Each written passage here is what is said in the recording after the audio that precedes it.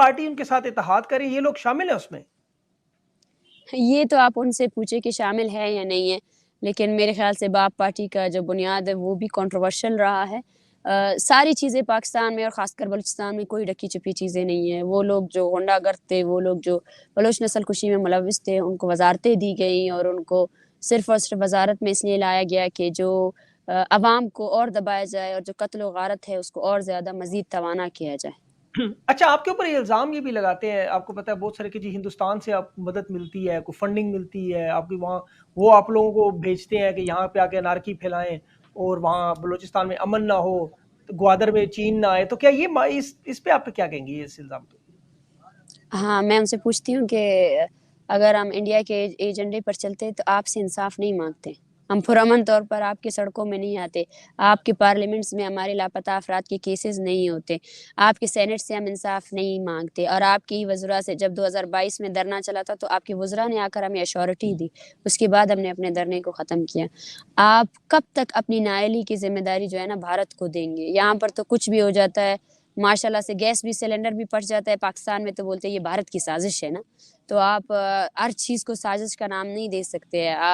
آپ کے اندر اگر پاکستان میں شاید سیاسی جماعتیں تو میں بولتی ہوں کم ہیں، اگر کوئی سیاسی جماعت ہے اور واقعی سیاسی شعور رکھتی ہے تو اگر کوئی سیاسی ڈیبیٹ ہے چیزوں کو چینج کرنے کی تو ان کو سب سے پہلے یہ سوچنا چاہیے کہ بھارت اور پاکستان ایک ساتھ بنے تھے، لیکن آج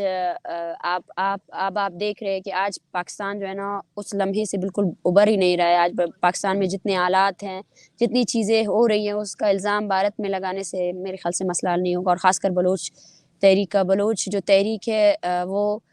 ہماری قومی تحریک ہے، اس پہ ہم نے آج تک جو ہے نا ہم اپنے لوگوں کے ایجنڈے پہ چل رہے ہیں، ہم نے اپنے بالکل لوگوں کو اکٹھا کیا ہے، ہمارے لوگ جو ہے نا اس دہشت گردی سے، ریاستی دہشت گردی سے متاثر ہے۔ آپ ٹھیک ایک یا دو بندے جو ہے نا کسی دوسرے کے ایجنٹ ہو سکتے ہیں، لیکن پوری قوم جو ہے نا کسی بیرونی ایجنڈے پر کام نہیں کر سکتی ہے۔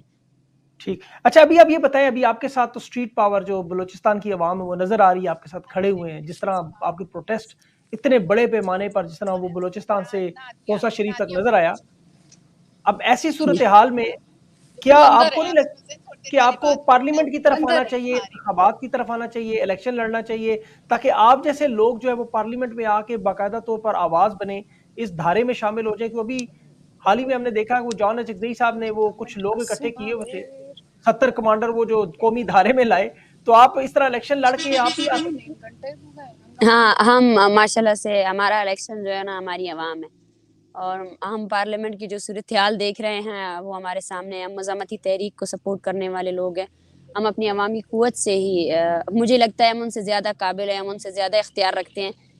ایٹ لیسٹ ہمارے اندر اتنی جرأت تو ہے کہ ہم بول تو سکتے ہیں کہ مسئلہ کہاں سے شروع ہوا۔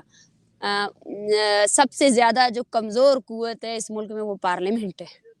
وہ عوام سے زیادہ کمزور ہے، کوئی اظہار رائے اس میں نہیں ہے، وہ باتوں پر بول نہیں سکتی ہے، وہ مسائل پر بول نہیں سکتے، تو میرے خیال سے جو عوامی تحریکیں ہیں پاکستان میں، جو پارلیمنٹ سے باہر ہیں، جو مسائل کو حل کر سکتے ہیں، مسائل پر بات کر سکتے ہیں، وہ زیادہ منظم ہیں، اور پارلیمنٹ کی وہ صورتحال نہیں ہے۔ پارلیمنٹ کا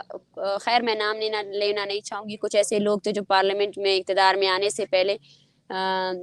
کافی جو ہے نا سپورٹ کرتے تھے ایسے موومنٹس کو، لیکن جیسے ہی وہ اقتدار کی کرسی پہ بیٹھتے ہیں تو وہ ان کا رویہ چینج ہوتا ہے، ان کے بیانات چینج ہوتے ہیں، تو پارلیمنٹ ابھی تک جو ہے نا عوامی مسئلوں کو جو ہے نا آئیڈلائز نہیں کر رہی ہے، پارلیمنٹ نے آج تک جو ہے اچھا نا یہ عوامی مسئلوں جی کو جی آئیڈلائز نہیں کیا ہے۔ جی بالکل صحیح۔ اچھا یہ بتائیں کہ ابھی جو اوورآل آپ کو گلا تھا ہمیشہ بلوچ لوگوں کو کہ پنجاب سے ہمارے لیے آواز نہیں اٹھتی، اس دفعہ تو آپ نے دیکھا پنجاب میں دن دہاڑے لاہور میں بھی مسنگ پرسن ہوئے، پھر اسلام آباد میں بھی ہوئے، پھر اس کے بعد پاکستان کے ہر شہر میں آپ نے دیکھا دن دہاڑے پارلیمنٹیرینز بھی اٹھائے گئے، لوگ بھی اٹھائے گئے، خواتین چادر چار دیواری، یہ سارا معاملہ آپ کے سامنے پچھلے 2 سال سے، تو اب تو پنجاب اور شکریہ۔ بلوچستان تقریباً ایک جیسے معاملے پر آ چکے ہیں یہاں پر، تو اب آپ کو گلا شکوہ ہے ان سے؟ دیکھیں مجھے خوشی ہے حقیقتاً، آج میں یہ بات کہتی آ رہی ہوں کہ یہاں سے ہمیں جو سپورٹ ملا ہے، اور ہم نے ہمیشہ یہی کہا ہے کہ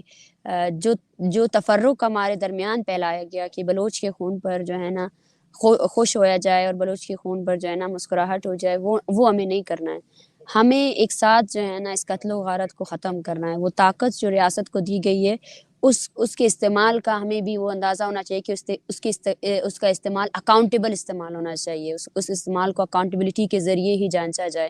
اور میں ہمیشہ کہتی ہوں کہ ہم جب پنجاب کا نام لیتے ہیں تو پنجاب کا مطلب میں بار بار یہ کہوں گی کہ اس کے عام عوام نہیں ہیں۔ ہم کبھی بھی پنجاب سے یہ مراد نہیں رکھتے ہیں کہ پنجاب کے عام عوام جو لوگ جن لوگوں کو اس چیز کا علم ہی نہیں ہے کہ وہ کیا کر رہے ہیں، اور ہم جانتے ہیں کہ ہمیں یہ بھی پتہ ہے کہ عام عوام کبھی بھی کوئی بھی نہیں چاہے گا، ہر کسی کا باپ ہے، کوئی بھی نہیں چاہے گا کہ اس جیسے مسئلے پر جو ہے نا لوگوں کے قتل و غارت ہو۔ اور ہم نے جب بھی پنجاب کا نام لیا ہے تو پنجاب کے مطلب یہ ہے کہ وہ لوگ جو اقتدار کی کرسی پہ ہے، وہ لوگ جو اس طاقت کو ایکسرسائز کر رہے ہیں۔ اور ہم کل بھی کہتے تھے اور آج بھی کہتے تھے، ایک گلہ تھا کہ جب یہ ساری چیزیں ہو رہی تھی تو وہ آواز ہمیں نہیں ملی، اور جب بھی مسنگ پرسنس پر بات ہوتی تھی تو ہمیں بیرونی ایجنٹ کے نام پر ایک نفرت پھیلائی گئی بیسکلی طور پر اپنے۔ ظاہر سی بات ہے عوام کو آپ کو تو کچھ نہ کچھ تو دینا پڑے گا۔ جب سب سے پہلے جو آپ نے نفرت پھیلائی اپنے نااہلی کے لیے تو انڈیا اور پاکستان کا وہ کہتے ہیں کہ ہندو ہے، فلاں ہے فلاں ہے، تو اس چیز میں عوام کو اتنا لایا گیا کہ اس کی وجہ سے جو بھی ریاست کے خلاف اٹھتا تھا تو یہی افواہ پھیلائی جاتی تھی، اس پروپیگنڈا کیا جاتا تھا کہ وہ انڈیا کا ایجنٹ ہے، جس کی وجہ سے لوگ سوچے سمجھے بغیر اس کی مخالفت کرتے تھے۔ لیکن اس کے خیر میں لاسٹ میں اپنے کمنٹس دوں گی کیونکہ بہت لیٹ ہو گیا اور مجھے اندر کام ہے۔ جی میرا آخری سوال ہمیں آپ سے یہ بھی ہے کہ آپ آرمی جی چیف سے کوئی آپ کی اپیل ہے براہ راست؟ آپ بھی پاکستان کی بیٹی ہیں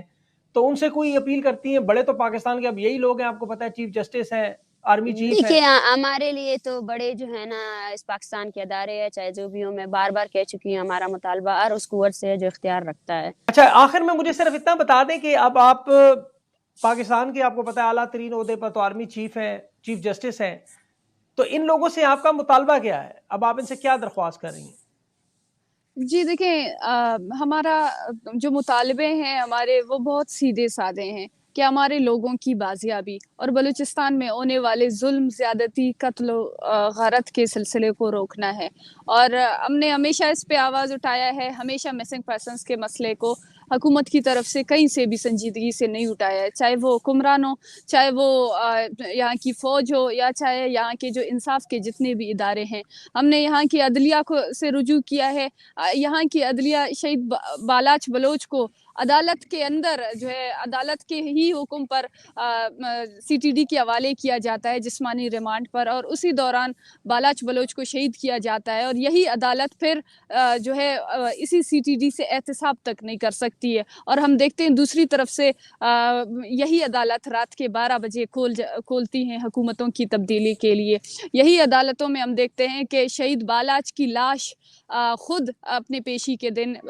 عدالت کے سامنے پیش ہو جاتی ہے، لیکن عدالت کی طرف سے ان کو انصاف نہیں ملتی ہے۔ تو یہاں کے عدلیہ ہو، یہاں کے حکمران ہو، یہاں جتنے بھی مسائل ہیں وہ بہت زیادہ سلیکٹیو ہیں۔ یہ اگر پنجاب میں کوئی ایشو، اس ریجن میں کوئی ایشو ہے تو بلوچستان میں اس چیز کو الگ نظر سے دیکھا جاتا ہے۔ اور ہمارے مطالبات صرف اور صرف ہمارے پیاروں کی بازیابی ہے، اور ہماری مائیں، ہماری بہنیں جس ذہنی اذیت سے، جس تکلیف سے گزر رہی ہیں، ہمیں ان سے یہی چیز صرف نجات چاہیے۔ ہمیں بلوچستان کے لیے کچھ نہیں چاہیے۔ ہماری زمین لوٹی جا رہی ہے، ہمارے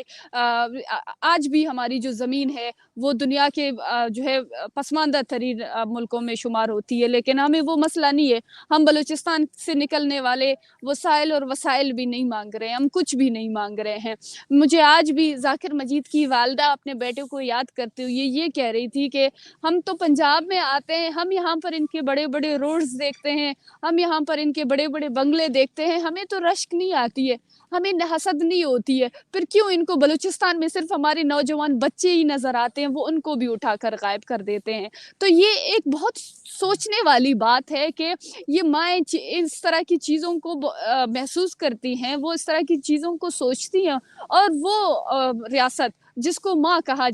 جاتا ہے، وہ ریاست کا رویہ دو طرفہ ہے، وہ یک طرفہ نہیں ہے۔ وہ کچھ لوگ وہی ریاست اپنے کچھ بچوں کو برتر ٹریٹ کرتی ہے، اور کچھ جو ہے اپنے صوبوں کو وہ کمتر ٹریٹ کرتی ہے۔ تو سب سے پہلے اس میں